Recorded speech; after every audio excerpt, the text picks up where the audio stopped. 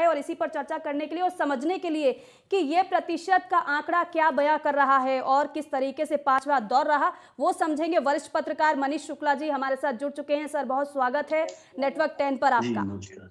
नमस्कार, जी, नमस्कार। मनीष जी, देखिए, अब 5 बजे तक का आंकड़ा हमारे सामने है और अगर इस मतदान प्रतिशत को देखते हैं, 5 बजे तक के आंकड़े को हम देखते हैं, तो कैसे जी, आपने इसे देखा और क्या समझ में आया आपको? कैसे हम इस आंकड़े को देखें?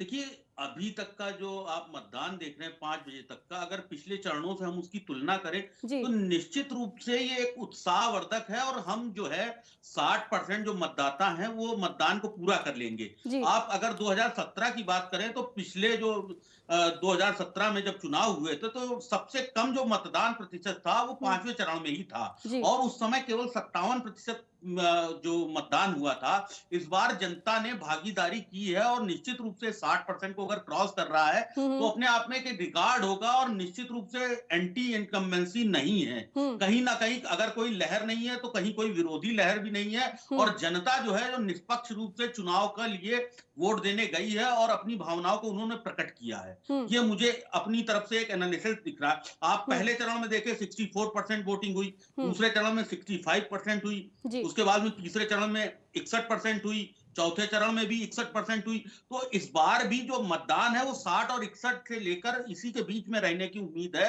हुँ, हुँ, और अगर ऐसा हुआ, हुँ, जैसे कि आपने बताया 5 बजे तक जो है 57% हो चुका है। जी, तो अब वो जो 3% है वो गैप आगे ही बढ़ेगा, मतलब वो आगे चला जाएगा, 60 के ऊपर ही क्रॉस करेगा और हुँ, 6 बजे तक का मतदान होना है। तो जनता अपनी अभिव्यक्ति कर रही है और जनता खुलकर वोट दे रही है, ये क्लियर हो गया। मतदान के इस लोक पर्व में जनता ने पूर्ण भागीदारी की है, जिस तरह से वोटिंग हुई है ये दिख रहा है। जी। जी। बिल्कुल, बिल्कुल मनीष जी, हमारे साथ एक और मेहमान जुड़ चुके हैं, राहुल लाल जी भी हमारे साथ जुड़ गए हैं और वो राजनीतिक विश्लेषक के तौर पर हमारे साथ जुड़े हैं। आपका भी बहुत स्वागत है राहुल जी। एक बार फिर से हम चर्चा कर रहे हैं। देखिए, 5 बजे तक का प्रतिशत सामने आ चुका है और 5 बजे तक का प्रतिशत बयाँ कर रहा है कि 53.98% मतदान हो चुका है। कैसे देख रहे हैं आप? क्या रहेगी टिप्पणी आपकी इस पर? हमें पूरा उम्मीद है कि ये भी 60% से ऊपर क्रॉस करना चाहिए, चूंकि अभी 6 बजे तक का समय बचा हुआ है और हम लोग जानते हैं कि लाइन में जितने लोग लगेंगे सभी लोग मतदान डालेंगे। हुँ, लेकिन थोड़ा और अगर मत प्रतिशत ऊपर जाता, हुँ, लेकिन हम लोग देख रहे हैं कि लगभग 60-65 मैक्सिमम इसी के आंकड़े के बीच में जो है कि उत्तर प्रदेश में मत प्रतिशत सीमित रह जा रहा है। हुँ, तो जबकि दूसरे राज्यों में हम लोगों ने देखा कि पंजाब में किस तरह से मत प्रतिशत काफी ज्यादा रहा, हुँ, गोवा में भी ज्यादा रहा। तो उत्तर प्रदेश के लोगों को मैं तो अभी आपके चैनल के माध्यम से कहूंगा कि आप लोग और भी ज्यादा आइए। लास्ट समय में भी बिल्कुल लोकतंत्र का ये महापर्व है, इसमें जरूर भाग लें। आपको 5 वर्षों में एक बार सरकार चुनने का मौका मिलता है, तो उस मौका को कहीं से भी गंवाना नहीं चाहिए और अपना वोट का प्रयोग अवश्य ही करें। बिल्कुल, लेकिन बिल्कुल। फिर भी एक तरह से अगर उत्तर प्रदेश के परिदृश्य से देखें, तो वोट प्रतिशत सही है। हुँ, हुँ। बिल्कुल। जो और मन बिल्कुल, सुबह से देखिए हम लगातार मतदाताओं से अपील भी करते रहे हैं कि जाइए आप और अपने मताधिकार का प्रयोग करिए। मनीष जी, देखिए, आपने जिक्र तो किया कि बेहतर गया है ये प्रतिशत, लेकिन क्या आपका यही अनुमान था कि इतना प्रतिशत जाएगा? क्या यही अपेक्षा की गई थी या फिर अपेक्षा से ज्यादा मतदान हुआ है 5वें चरण में? नहीं, निश्चित रूप से पिछली बार को अगर मैंने जैसा कि पहले भी कहा कि अगर आप 2017 को देखें, तो 2017 में सबसे कम जो मतदान प्रतिशत था, हुँ, वो हुँ। 5वें चरण में था। आप 57 में आके रुक गए थे। तो जनता उस जो सीमा रेखा उसको क्रॉस कर गई। इसका मतलब ये है कि जनता ने पिछली बार का जो रिकॉर्ड है वो अपने आप तोड़ दिया है। तो नया एक प्रतिमान स्थापित कर रही है। भले ही मैं 60% को बहुत आप मतलब 40% छोड़ रहे हैं, तो निश्चित रूप से अगर तुलना करें तो बहुत अच्छा नहीं है। लेकिन निराशाजनक नहीं है, उम्मीद से भरा है और उम्मीद से भरा इसलिए है कि जनता आगे बढ़ी है। हुँ, जनता 60 को क्रॉस कर रही है, तो इसका मतलब पॉजिटिव है, जनता सकारात्मक है, जनता जो है उत्साहित है और जनता घरों से निकली है। हुँ, आप अगर 4% को पब्लिक को निकाल रहे हैं, तो अपने आप में एक अचीवमेंट है। इसके लिए शासन प्रशासन सबको जो है उनकी भूमिका को भी सराहना करनी चाहिए। निश्चित रूप से 5% और बढ़ जाता, अगर 67% हो जाता, पंजाब की तरफ बराबर हो जाता, तो और भी अच्छा लगता। लेकिन ये है कि 5वें चरण में जिस तरह की एक नकारात्मक पिछले कई बार से आप देखें, अगर हुँ, 2012 के चुनाव में भी 5वें चरण में सबसे फीका रहा था मतदान, उसके पहले 2007 में भी फीका रहा। लेकिन इस बार जो है आप 60 को क्रॉस कर रहे हैं, तो अपना एक नया रिकॉर्ड बना रहे हैं हुँ। और ये नया रिकॉर्ड है। अगर नई टीम अगर नया रिकॉर्ड बनाती है, तो निश्चित रूप से उसकी सराहना करनी चाहिए। जी। बिल्कुल नया रिकॉर्ड आप बता रहे हैं और काफी अच्छी अब ये तस्वीर है और वाकई में अच्छा ये प्रतिशत रहा है और इसका मतलब ये हम मानकर चलें कि जिस तरीके से कोशिश की गई थी कि मतदाताओं को किसी भी तरीके से जागरूक किया जाए, वो जागरूकता मतदाताओं में नजर भी आई है। राहुल जी, अब जिस तरीके से मनीष जी जिक्र भी कर रहे हैं कि बेहतर ये प्रतिशत सामने आया है, लेकिन इसके अलावा देखिए चित्रकूट अयोध्या की हम बात करते हैं तो वहां पर सबसे ज्यादा मतदान हुआ है। तो मैं आपसे ये समझना चाहूंगी कि क्या इस बार मतदाताओं को प्रभावित किया है, क्या जो विषय थे वो प्रभावित किए हैं और जिस तरीके से कामों को गिनाया गया और जिस तरीके से बयानबाजी रही वो प्रभावित की है, या फिर जनता बहुत ज्यादा जागरूक है और इसीलिए ये मतदान प्रतिशत बढ़ा है? देखिए, मतदान प्रतिशत के बढ़ने के 2-3 कारण तो स्पष्ट है। एक तो देखिए, लगातार चुनाव आयोग जिस तरह से प्रचार बिल्कुल प्रसार राहुल कर जी, रहा है राहुल कि जी आप मैं माफी के साथ आपको रोकना चाहूंगी।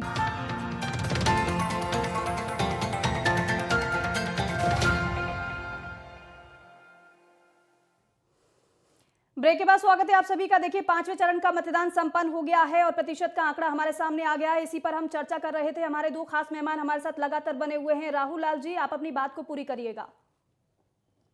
हाँ, मैं कह रहा हूँ कि देखिए, मतदान प्रतिशत के ज्यादा होने के 2-3 प्रमुख कारण है। पहला प्रमुख कारण तो बिल्कुल ये मैं मानूंगा कि चुनाव आयोग लगातार जिस प्रकार से जन जागरूकता फैलाने का प्रयास करता है, युवाओं को आकर्षित करने के लिए सेल्फी पॉइंट बना रहा है। कई जगह पे जो है कि पिंक बुथ बनाए जा रहे हैं, बड़े हम्म शानदार ढंग से गुब्बारों से भी सजाया जा रहा है। हम्म तो लोकतंत्र में लोगों को महसूस हो कि वो एक तरह से लोकतंत्र के महोत्सव, ये चुनाव हमारे लोकतंत्र के महोत्सव है, हम्म तो उस प्रकार के पूरे माहौल को भी तैयार किया जा रहा है। हम्म तो ये तो एक प्रशासन भी इसमें काफी बढ़ चढ़ के भाग ले रहा है। लगातार जो है कि हम लोग देख रहे हैं विज्ञापन या तमाम तरह से जन जागरूकता अभियान चलाए जा रहे हैं। हम्म दूसरा चीज की देखिए, जनता जब अपने अधिकारों को लेकर जागरूक हो रही है, वो उनको एक तरह से कहीं न कहीं ये जनता की परिपक्वता का भी चीज है कि उन्हें स्पष्ट है कि अगर वो सरकार की योजनाओं से लाभान्वित हो रहे हैं, सरकार के वो समर्थन में है, तो उस समर्थन को जताने के लिए भी आ रहे हैं।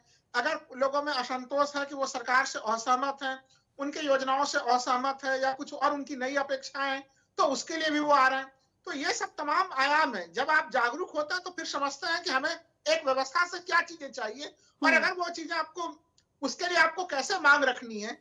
तो लोकतंत्र में जैसे ही मत का महत्व कोई आदमी समझता है तो फिर वो ऑटोमेटिक आता है। उससे आपको एक बार आप समझाते हैं, बाद में फिर वो आजीवन वो वोटिंग करता हुआ होता है। हम्म तो ये सब तमाम कारण रहे जिसके कारण से मत प्रतिशत काफी ज्यादा रहा है। क्योंकि जब कई बार अलग अलग हिस्सों से जो मैं देख रहा हूँ कि लोग जब बातचीत कर रहे हैं वहां पे, तो वो अपने मुद्दे गिनती करा रहे हैं कि भाई एक तरह से अलग अलग कैसे योजनाओं की स्थिति के बारे में वो मूल्यांकन कर रहे हैं, महंगाई के बारे में मूल्यांकन कर रहे हैं, बेरोजगारी के बारे में मूल्यांकन कर रहे हैं, सरकार के समर्थन में कई तरह की चीजों का चीज चल रहा है, विपक्ष में भी चल रहा है।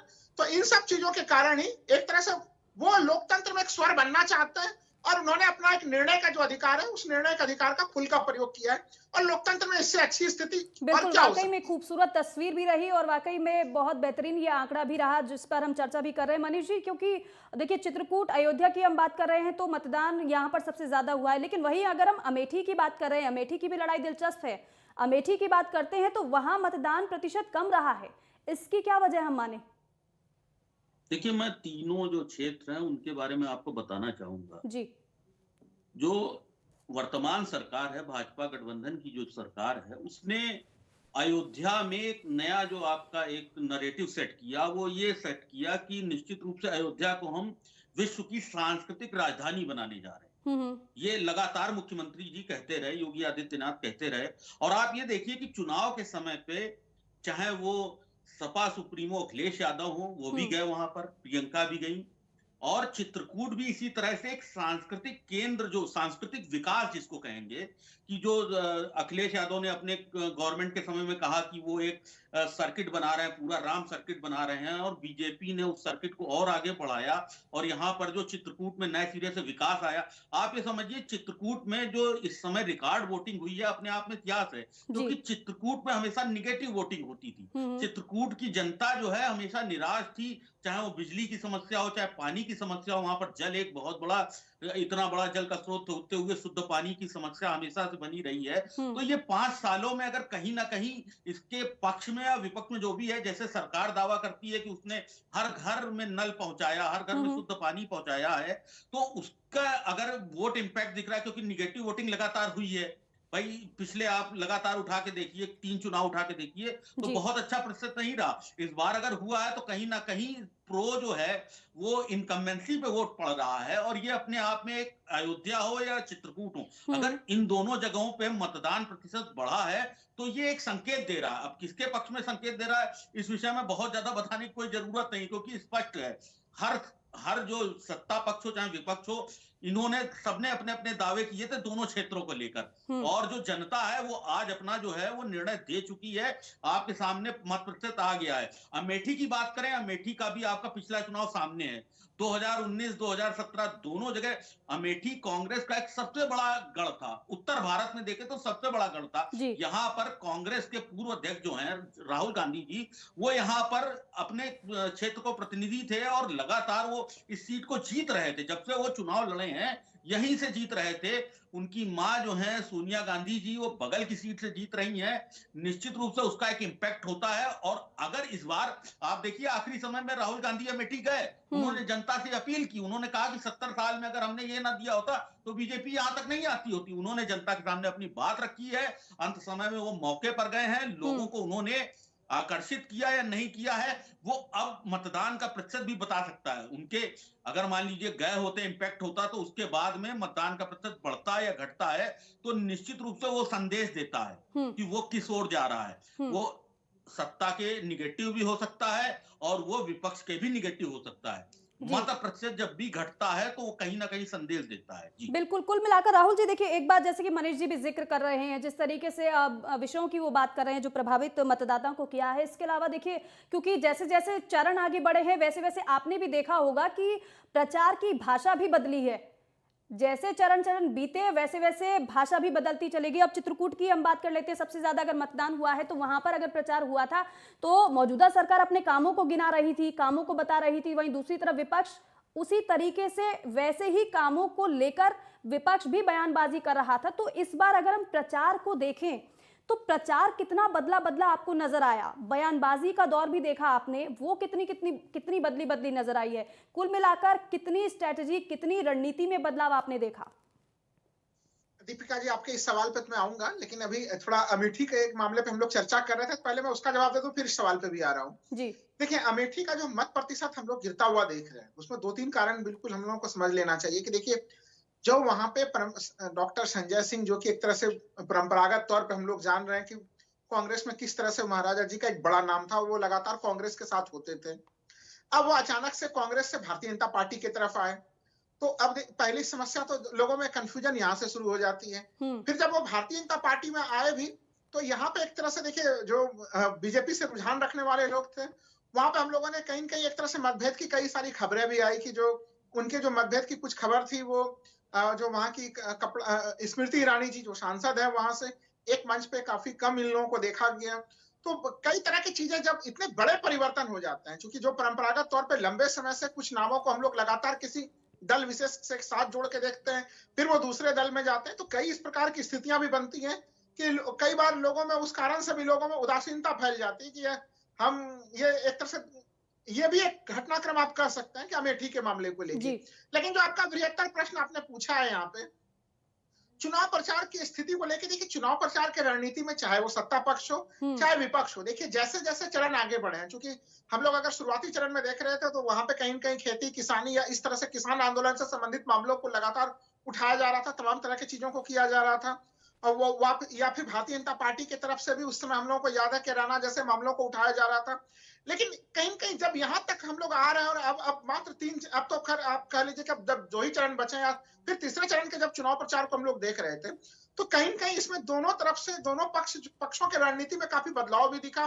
कई जगह पे टू द पॉइंट बातचीत हो रही थी, कई जगह जो है कि काफी एक दूसरे के ऊपर दोनों हमलावर भी थे। हुँ। और एक जो अच्छी चीज जो लोकतंत्र के लिए मैंने देखा कि जैसे मान लीजिए कि विपक्ष एक मुद्दे को बहुत ज्यादा उठा रहा था हुँ। कि भाई आवारा पशुओं का मामला जो लगातार विपक्ष उठा रहा था, उसको लेके देखिए किस तरह से अचानक से फिर माननीय बिल्कुल, प्रधानमंत्री जी मुद्दों भी के आते हिसाब हैं। से और चरणों और के हिसाब से मैं हर और एक मैं कह पार्टी रहा ने हूँ अपनी दीपिका रणनीति जी, को बदला। बिल्कुल राहुल जी और मनीष जी मैं बस खाली एक एक लाइन जोड़ रहा फाइनल हूँ, देखिए जी, जी। जी, राहुल जी।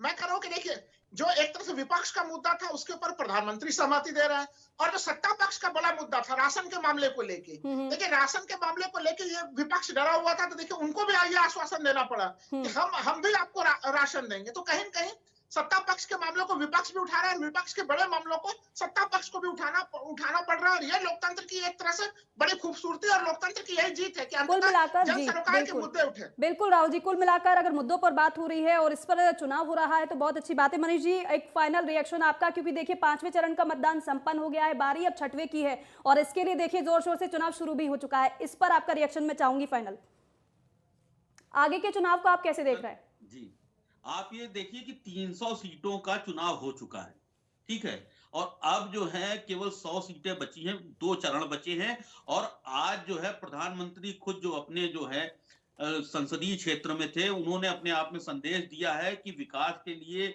और उसके साथ में जो एक बीजेपी की जो कैडर लाइन है कि हम सांस्कृतिक राष्ट्रवाद को लेकर आगे बढ़ रहे हैं, तो वो दोनों एक साथ लेकर बढ़ रहे हैं, और जनता जो है हर चरण में एक अलग अलग मुद्दों पर वोट देती आई है। लेकिन ओवरऑल देखा जाए तो जनता अपना जो डिसीजन है वो निश्चित रूप से, आप अगर गांव में जाकर देखिए तो गांव में एक बहुत बड़ा मुद्दा रहा कि कोरोना काल में जिस तरह से सरकार ने मदद की, तो वो जनता खुल के कह रही है यहाँ पर जातीय बंधन टूटे हैं, और एक महत्वपूर्ण चीज है। और दूसरी चीज जो है, शहरों में मध्यम वर्ग थोड़ा सा नाराज है, तो ये एक उल्टा समीकरण हो गया है, इसको बहुत ज्यादा बिल्कुल कौन सा समीकरण काम किया है और क्या जनता के मन में रहा है, वो तो 10 मार्च को मनीष जी, राहुल जी साफ होगा। बहरहाल आप दोनों का बहुत बहुत शुक्रिया अपना समय हमें देने के लिए, चर्चा में शामिल होने के लिए। तो लीजिए 5वें चरण का मतदान भी संपन्न हो चुका है, 6वें और 7वें के लिए प्रचार भी शुरू हो चुका है, और 5वें चरण में भी ईवीएम में यहाँ प्रत्याशियों की किस्मत कैद हो चुकी है। अब भाग्य विधाता जनता का फैसला क्या होगा वो 10 मार्च के बाद साफ होगा।